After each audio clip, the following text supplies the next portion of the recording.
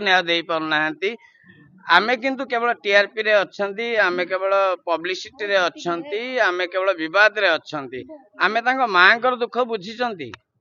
flat कथा कहते सेटा ओडिसा जाने पे चाहउचंती कहा नार फ्लैट किने तांको मां उठेइथिले तांको मां को पचरा जाई पारे এবং तांको मां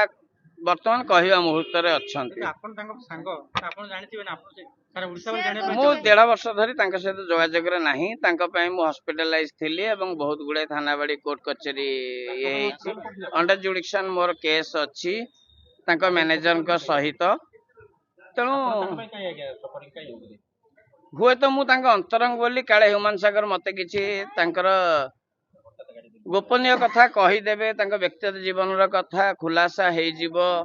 एवं आमन तांको बिना शर्त रे भल पाऊ निस्वार्थ भाव भल पाऊ निस्वार्थ भाव भल पाऊ तेणु आमे सामना को आसबू से मोठू दूरे नवा